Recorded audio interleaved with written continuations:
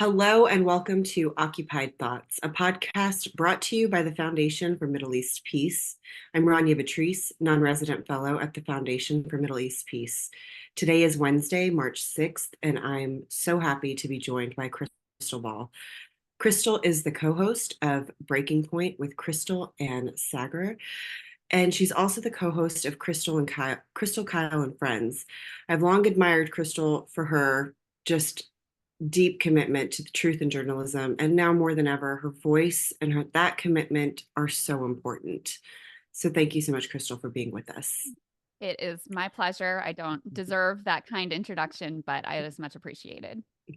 Thank you. So we're going to talk today about systemic bias in the media, something that you are just an expert in. You articulate so well for everybody to understand. We're going to focus on how this media bias is showing up in reporting on specific areas, the allegation that Hamas committed pervasive and widespread sexual violence against Israeli victims on October 7th, as well as, folks have probably heard by this point, the December 28th New York Times article titled Screams Without Words, in which the Times claims to establish, and I'm quoting, the attacks against women were not isolated events, but part of a broader pattern of gender-based violence on October 7th. It has to be said, it kind of goes without saying, but we have to name it. Talking about sexual violence is always sensitive. It's painful, it's difficult.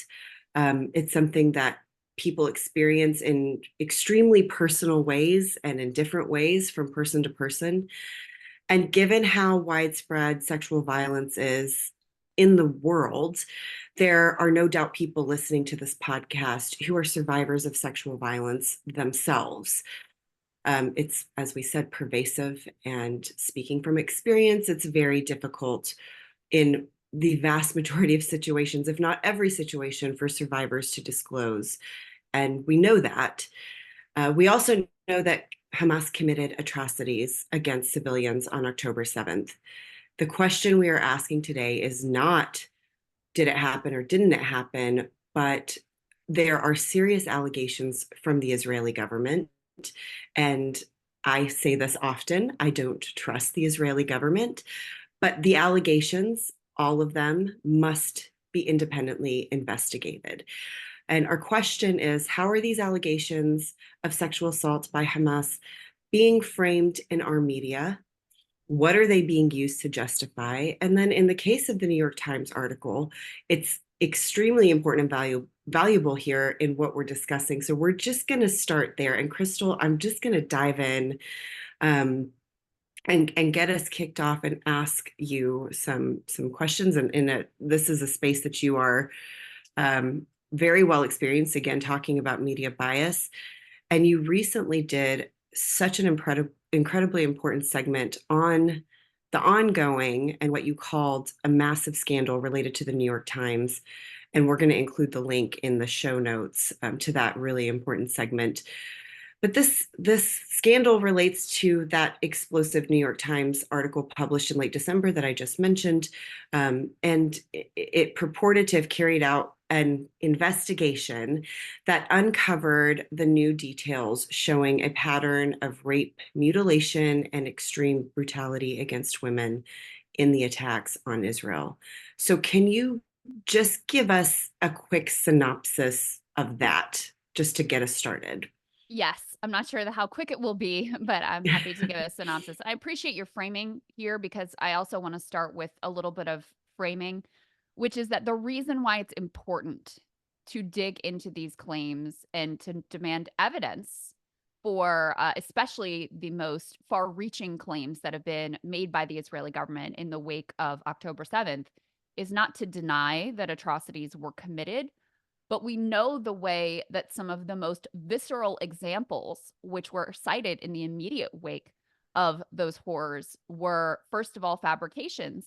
And second of all, they were weaponized to justify what is ultimately unjustifiable, the collective punishment and all-out assault of Israel on the Gaza Strip, including millions of innocent civilians. And, I don't even know we have anything close to an accurate death toll in terms of what the immediate deadly cost has been to that population. So those are two things I want to make clear. It's not that I enjoy nitpicking all of this. I don't, but the truth does matter for that reason. But I also want to say that even if the most far-reaching claims of the Israeli government, like the 40 beheaded babies story, which we know now was not accurate whatsoever, even if those things were true, it would not have justified what was done. But these were some of the stories that were used in an attempt to make the Israeli barbarism vis-a-vis Palestinians acceptable to a mass audience. So with regards to this New York Times story, one of the claims that was immediately made by the Israeli government was not just that sexual violence had occurred in the context of this conflict, but that it had been used systematically as a weapon of war.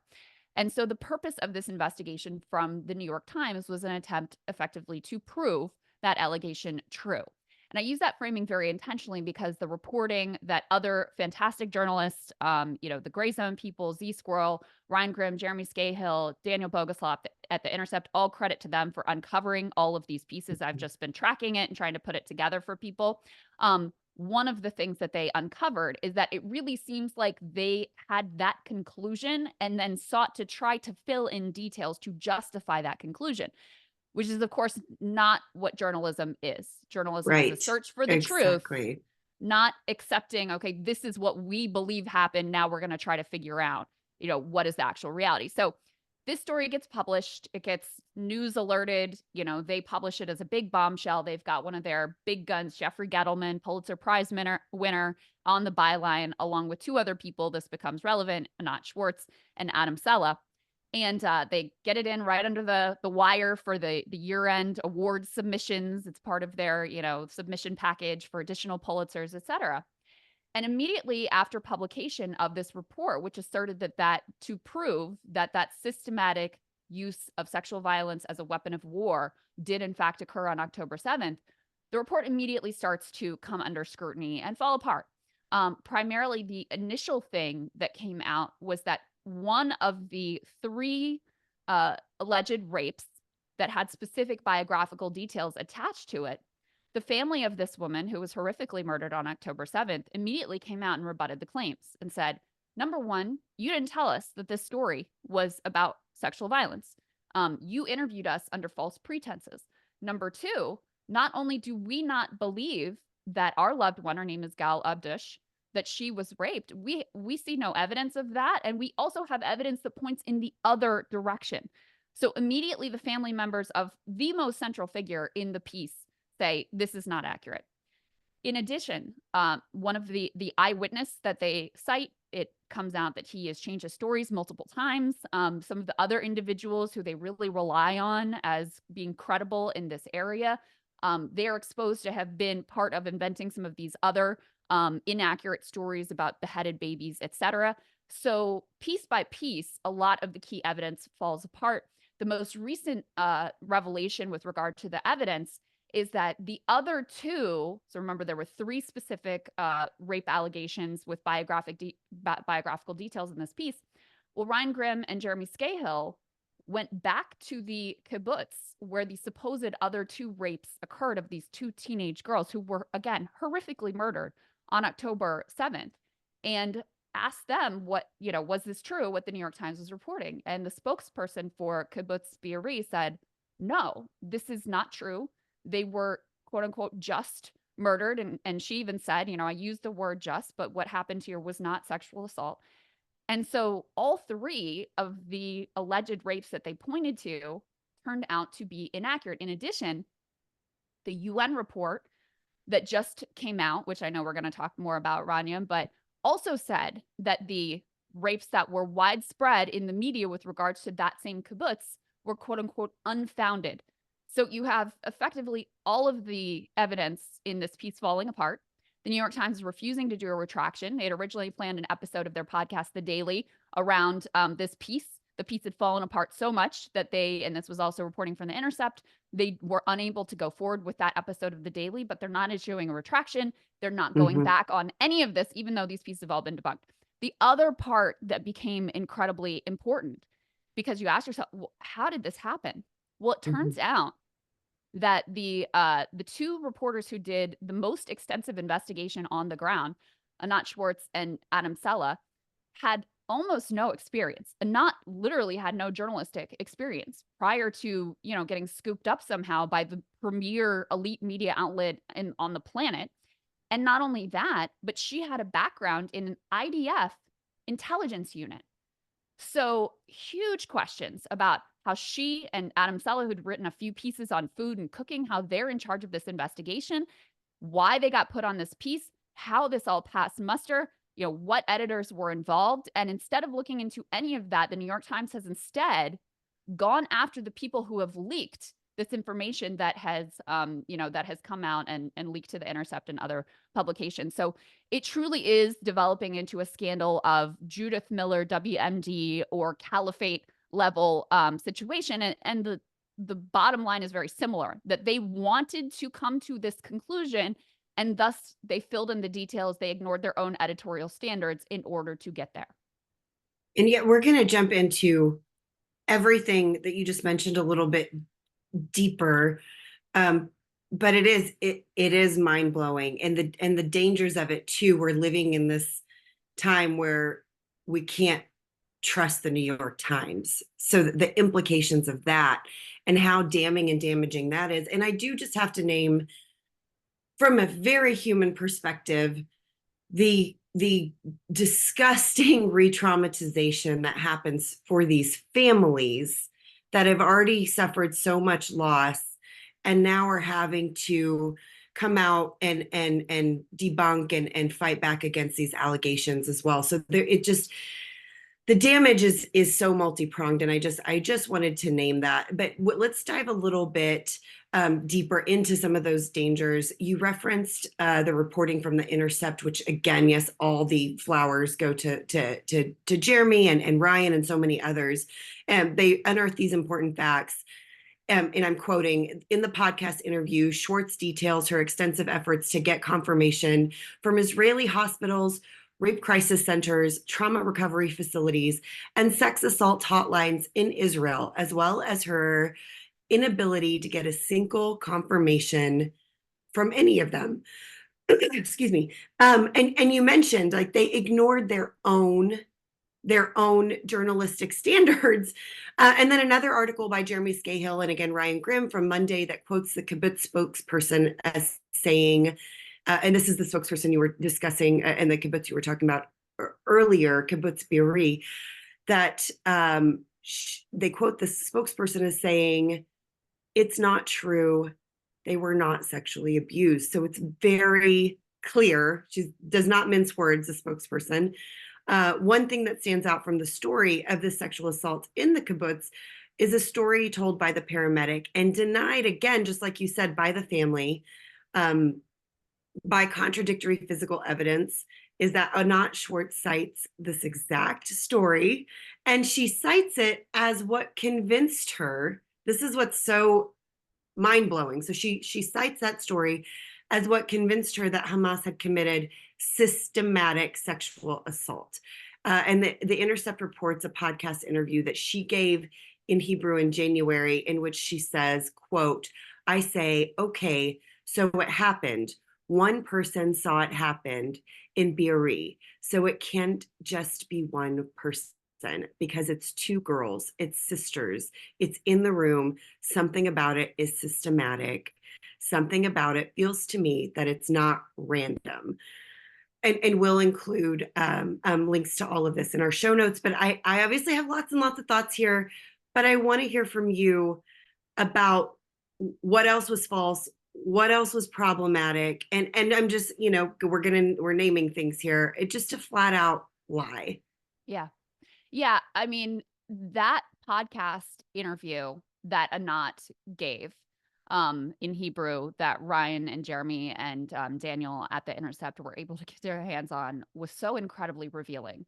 Because as you just described, she, first of all, was like, why do you want me to do this? I mean, she had doubts about herself having the qualifications to be able to push forward. And they said, oh, so this came from the New York Times. And she's, yes, 200%, I believe is what she said. Absolutely. They were the ones behind it. And then she goes to Jeffrey Gettleman, who's like the big dog on the piece, who, by the way, side note, after this came out and after some of the things, the credibility was called into question, he went out to the Hillary Clinton panel at Columbia University and said, what I see as a journalist, I'm not really looking for evidence.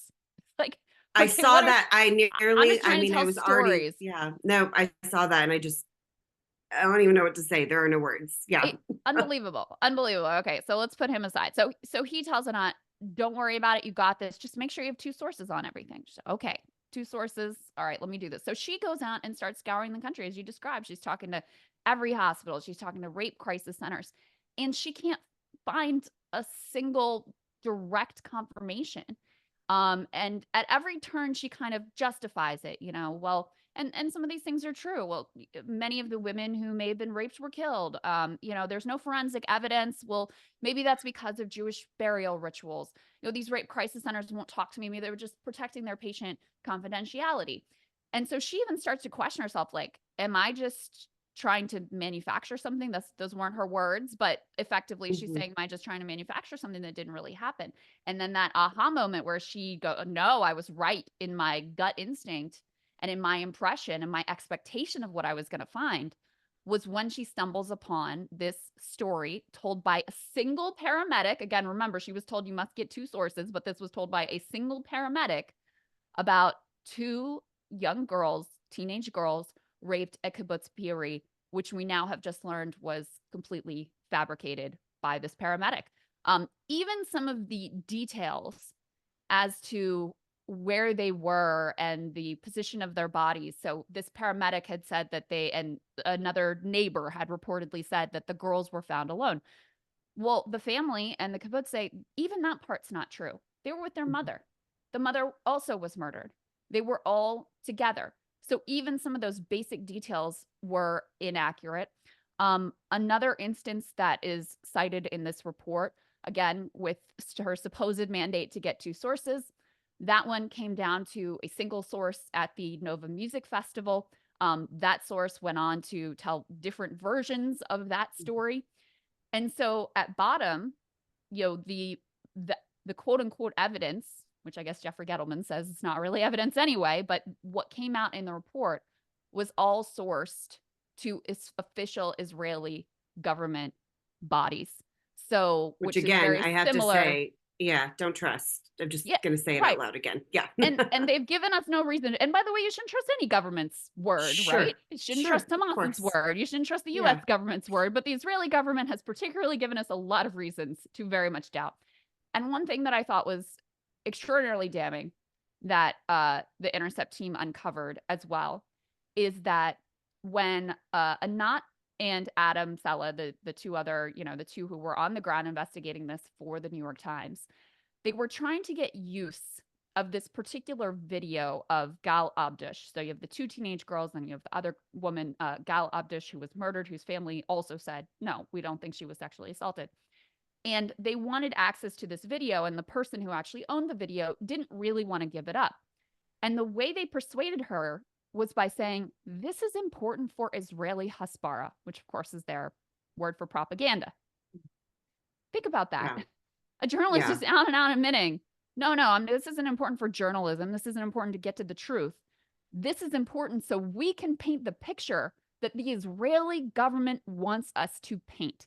And the last thing I'll say before I, go to the next question here is, I think in some ways it's easy to focus on Jeffrey Gettleman, Anat Schwartz, Adam Sella. They deserve a lot of scrutiny. Their names are on the byline, especially Gettleman, because he's the one with so much experience. But Yeah. in a lot of ways, that lets the New York Times off the hook, because they're the ones that put these people on this piece. They're the ones who pushed this piece forward, according to Anat Schwartz's own words. They're the ones who dropped all editorial standards to push it forward. They're the ones who continue to not correct the record, to not retract the piece, which is at this point what needs to happen.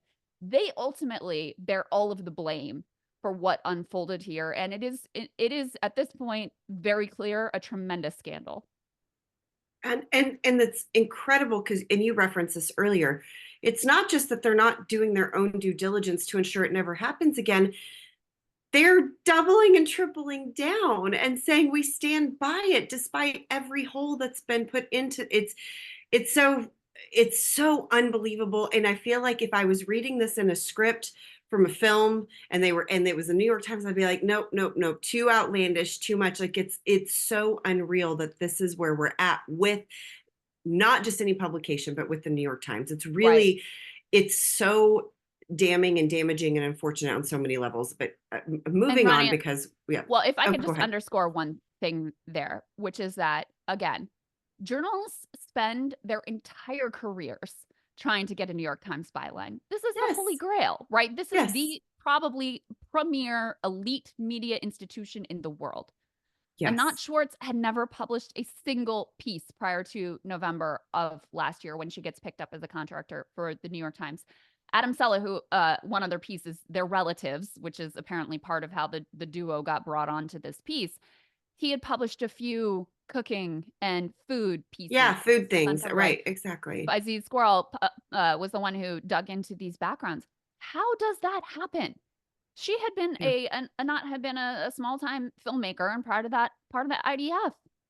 How Yeah. does that person get put on that piece? That to me is Exactly. in some ways the biggest question that needs answering. Which of course they're going out of their way not to answer, it seems. But whew, okay, deep breaths. Um, so you mentioned this in your first answer, actually, some of the other lies and misinformation and propaganda that's been spread by the Israeli government, which is bad enough. We've all seen the parroting of that, but then perpetuated by our very own government, including President Biden, at some points from behind the seal of the president, which is staggering in and of itself. But I want you to talk about some of those things outside of this specific reporting.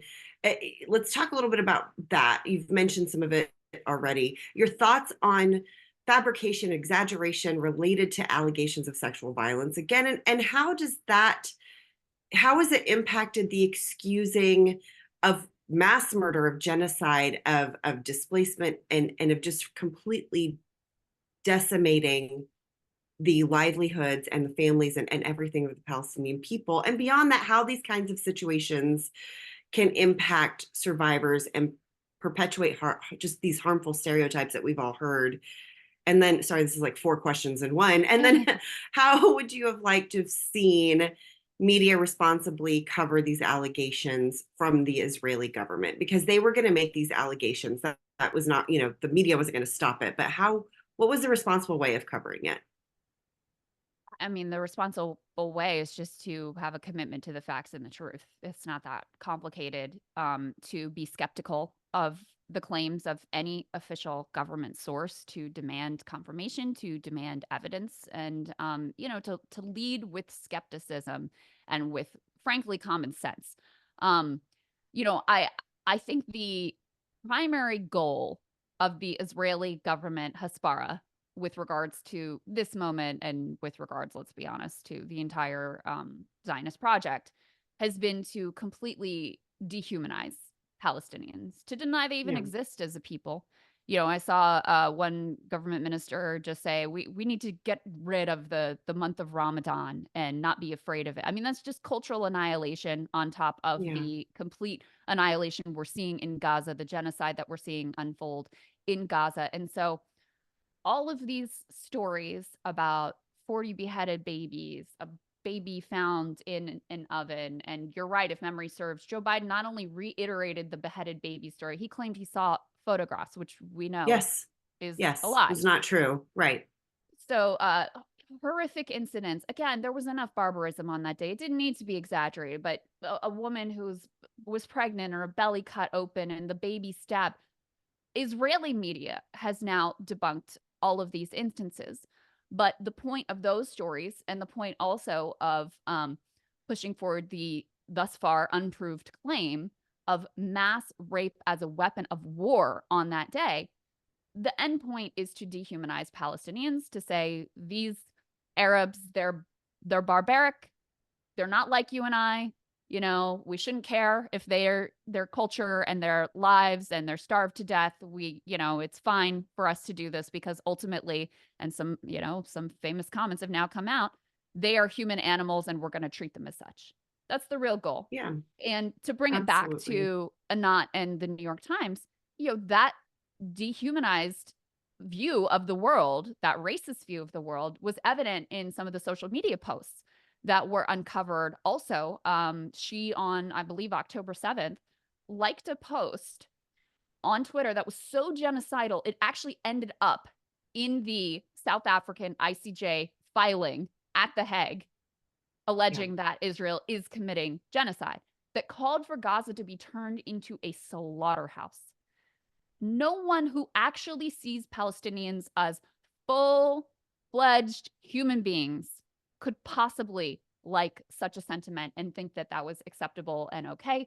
She also liked other posts that were, equally dehumanizing and horrific, and also called for, a successful propaganda effort to turn Hamas into ISIS and equate that in the public mind, which again reveals her quote unquote journalistic mindset, which is not to seek the truth, but to seek a narrative that is going to help the Israeli government. So, that is the core of all of this when you ask yourself, how has the world stood by as a genocide is occurring on social media? How can these people at the New York Times and CNN and other places, how can they continue to look the other way? How can they continue to justify this? How can Joe Biden and these other quote unquote supposed liberals who 5 seconds ago were talking about the international rules-based order, how can they continue to ship these bombs? And at bottom, it's because they don't really believe that Palestinians are full human beings deserving of basic rights, basic dignity, etc.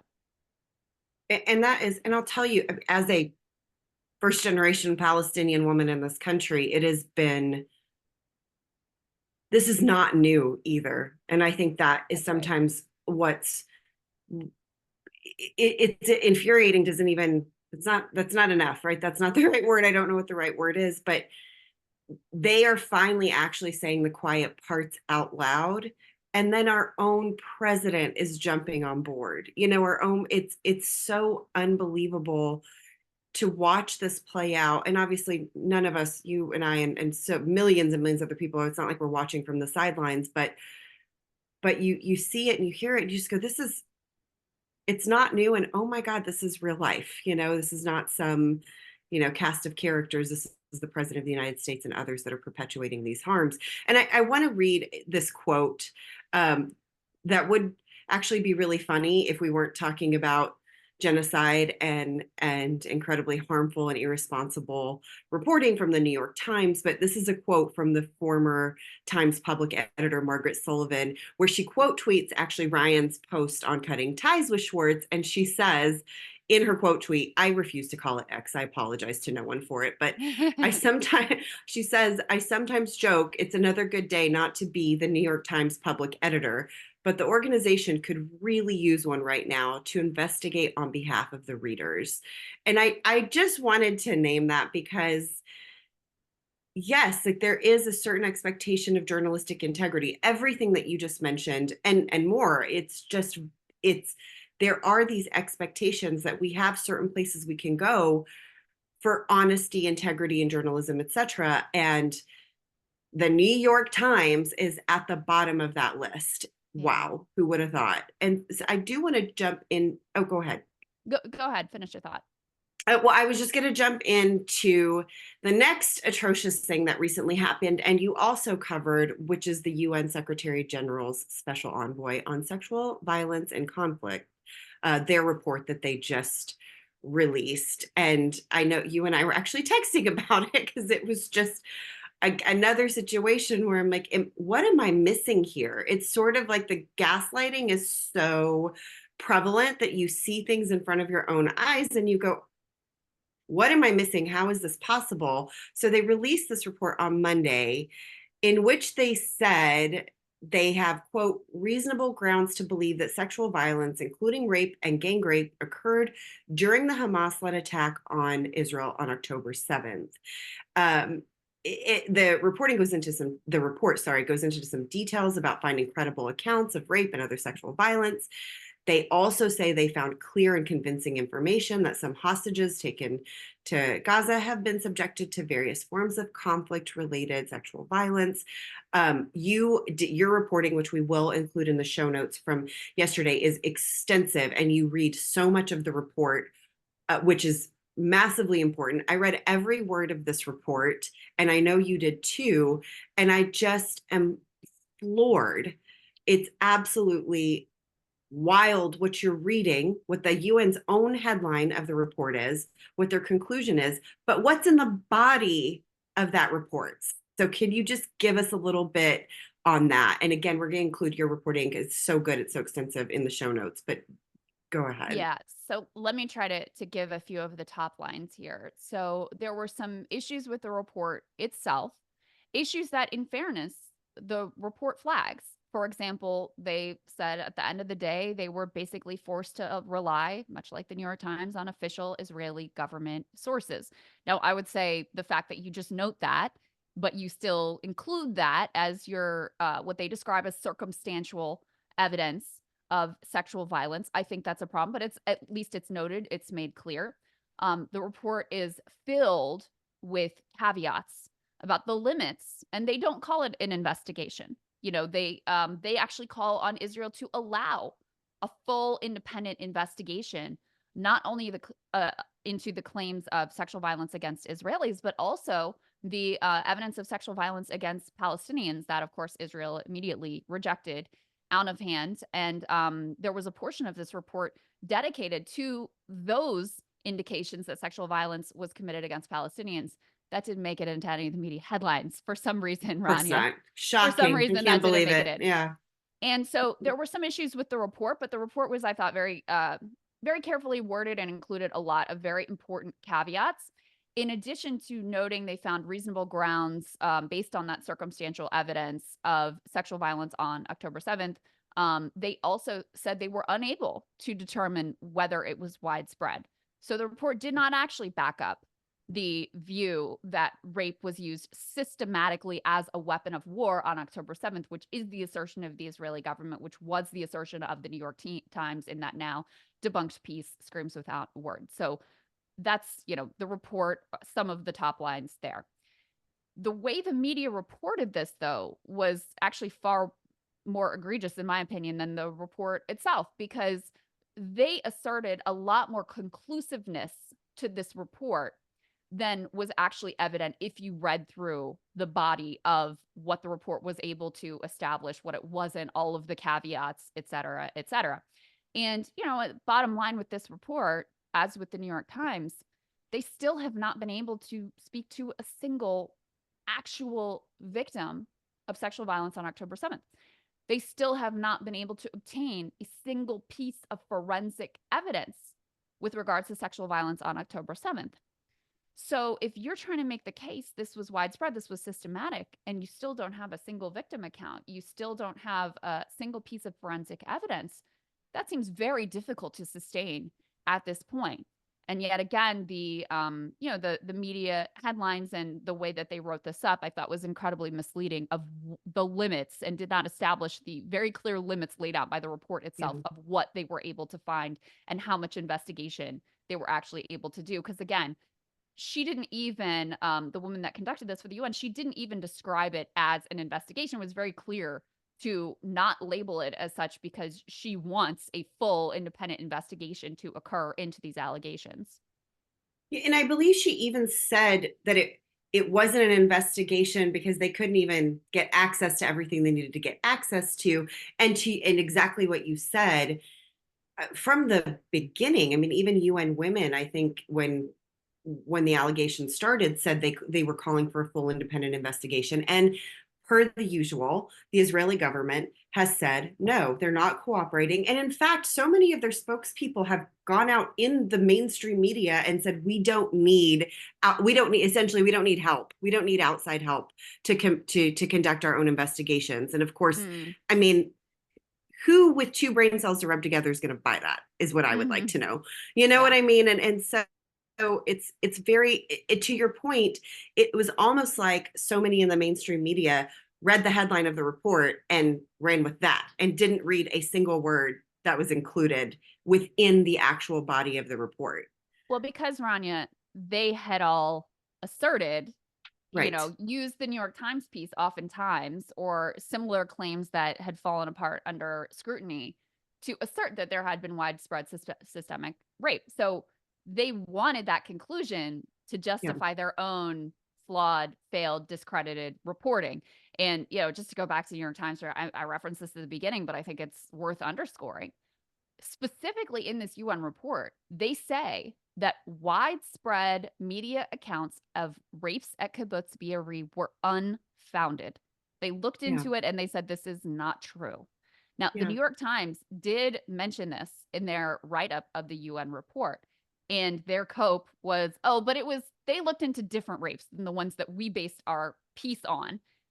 So that was their analysis. But then that very same day, or perhaps the next day, Ryan and Jeremy are able to speak to the spokesperson at Kibbutz Be'eri who says, no, no, no, this one in the New York Times is not correct.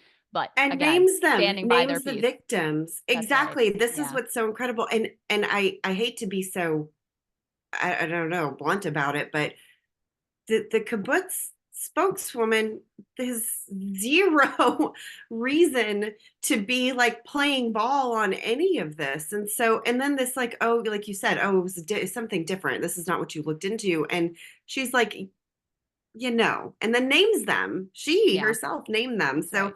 it's really, really wild. And honestly, I feel like par for the course for the Israeli government, but the fact that we being the proverbial we as a country are, perpetuating it. And we see this honestly, even from the beginning with the lies being told right after October 7th, which, like you've said multiple times, was atrocious and horrible in and of itself. What we know factually to be true was enough and still never justifies genocide and mass starvation and the destruction that's being perpetuated now. That's right. But we also know that happens so often when these I mean, this is extreme on a different level, but when something not factual is reported and even a retraction is printed, it's the harm is done in so many That's ways. right. And That's I right. work with a lot of different groups, a lot of different people, and there are people who are still talking about beheaded babies and babies in ovens and all the things, despite the overwhelming agreement, even among some of these mainstream media outlets that have been problematic, that didn't happen. Right. So the snowball effect that this has, I'm not saying the New York Times should not be retracting it. Of course they could in a very big, massive way, but the implications are really dangerous. And we have seen them. We have seen what's happened in our own country because of it. I mean, a 6-year-old That's little right. boy was stabbed to death. 3 boys in Vermont, in Burlington, were shot. I mean, we're seeing the impacts that these kinds of things can have. Do I know for a fact that, like, this through line is direct? I don't have that, but I think we can make some assumptions there that this kind of rhetoric is so dangerous, and there is a responsibility among media outlets. So, sorry to wax poetic on that, but as I do want just one more little point of privilege here, and kind of an extension of this conversation, just talk about one more thing. At the very top, I mentioned earlier how difficult it is to come forward as a victim in any situation.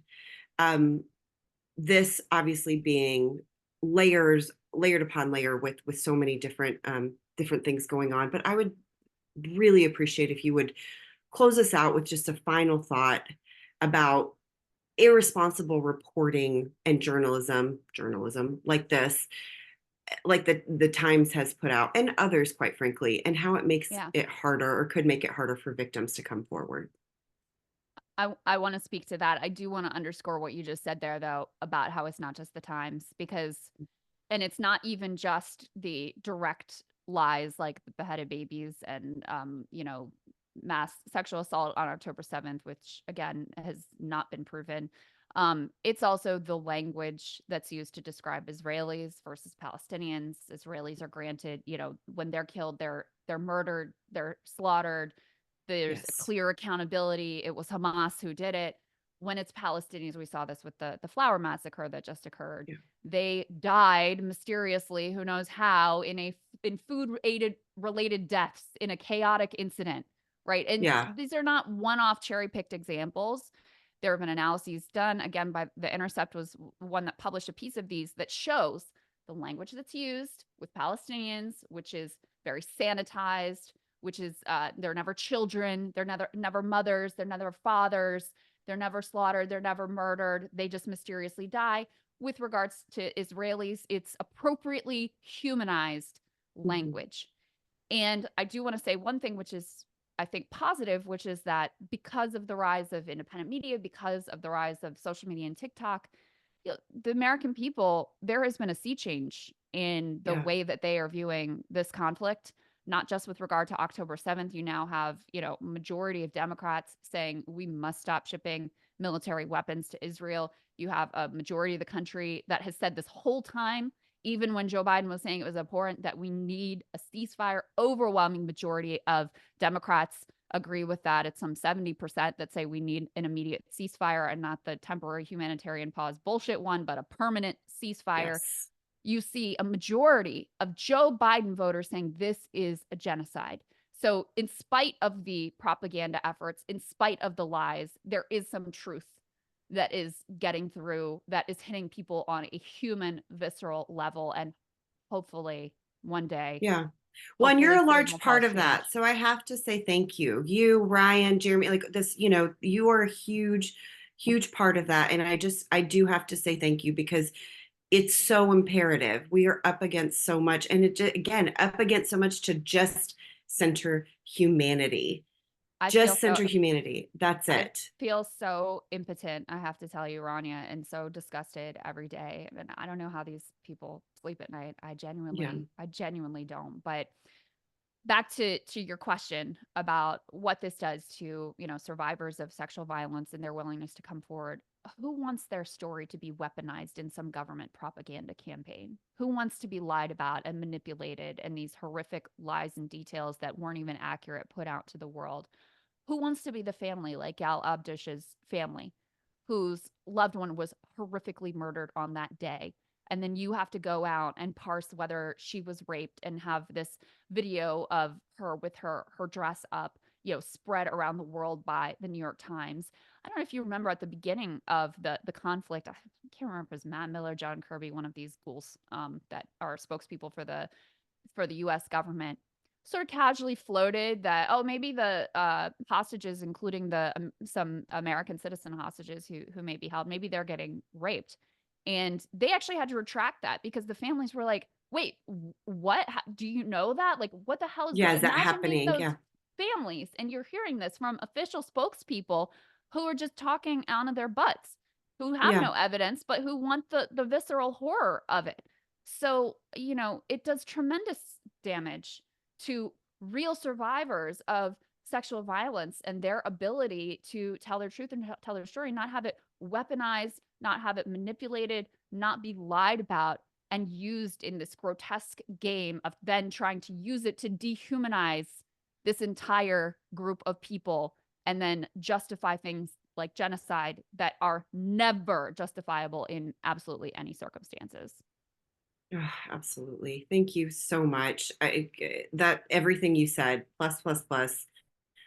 Uh, and I just, as we wrap up our conversation, I want to reiterate the way that the story has been spun, just like you said, for political reasons, for a narrative, for a purpose of narrative and propaganda, and how it's harmed the cause of achieving justice for victims of rape and sexual assault, and on all sides. It's also provided some people the excuse, just like you said, this is what they point to as the excuse to commit genocide against an entire population, to starve children to death, literally starve children to death, to absolutely decimate the lives of millions of human beings.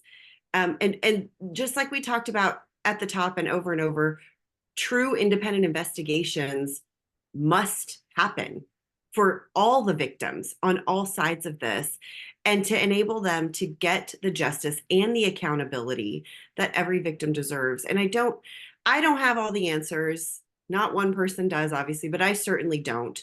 But what I do know is that irresponsible reporting and these flat out lies only ensure that we're going to continue remaining further and further away from a just peace for everyone, which is ultimately my goal and millions of other people's goals. And Krystal, I just can't thank you enough for spending time with me today.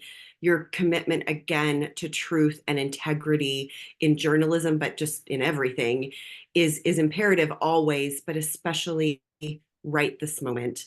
And thanks to our listeners for tuning in to this episode of Occupied Thoughts. Please make sure to check out the FMEP website, that's www.fmep.org, for resources related to this podcast and lots of other great content related to Palestine and Israel.